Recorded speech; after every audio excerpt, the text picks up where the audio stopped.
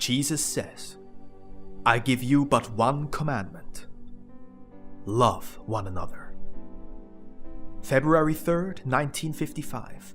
Message 6183. From Jesus through Bertha Dudde. Spoken by Pascal.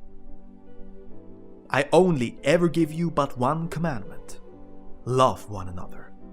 With love you will master everything, and through love you will be in contact with me. I will walk beside you and guide you forever. To fulfill the commandment of love is the surest guarantee for a life in my order. For that is when everything you do will also be blessed by me, because then you will be unable to do anything that displeases me, that contradicts my will. And if you therefore live in accordance with my will, then your life must also be orderly. It must bring you earthly and spiritual success. The body and the soul must be certain that my love will take hold of them, that they will attain peace and harmony, already on earth and one day in the spiritual kingdom.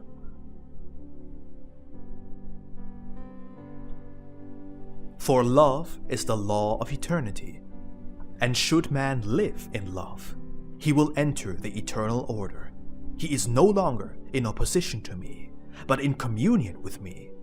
And my presence also guarantees an orderly way of life, because all disorder, all negativity, all disharmony can only be found where all harmony is disturbed by a life set against my eternal order, by a life without love, where I myself cannot dwell. Love is not recognized in its value. Men leave unnoticed what could make them exceedingly happy, and they often create misery for themselves, which did not need to be. They deprive themselves of light and power, which they could easily acquire through work in love. It is admittedly not so obviously recognizable, so as not to cause people to work in love for selfish reasons, because then the effect would certainly fail to materialize.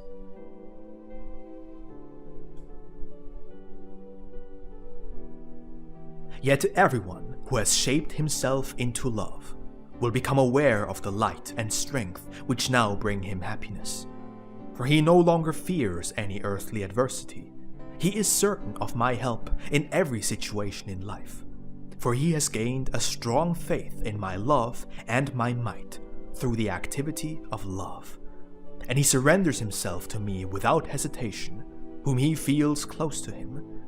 He lives with me and is always aware of my presence, and therefore permeated by a strength that no longer lets him fear anything, whatever may come to pass, for he knows that he will overcome it together with me, and I will never, ever abandon him.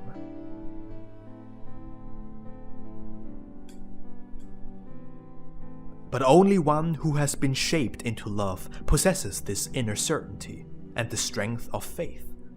And therefore, my continual admonition to you is, shape yourselves into love. Work on yourselves, so that you may treat all people with love. Put aside all impatience, all resentment, all feelings of hatred. Give love to all your fellow men. Help them if they need your help. Be just and peaceable, merciful and gentle, even if they do not show you the same love in return. Understand and forgive, for the unloving person is sick in his soul, and he must suffer greatly from this sickness. Free yourselves from it, for this is the work you must do yourselves, which no one else can do for you. But this work on yourselves earns you great blessings, on earth and one day in the spiritual kingdom. Amen.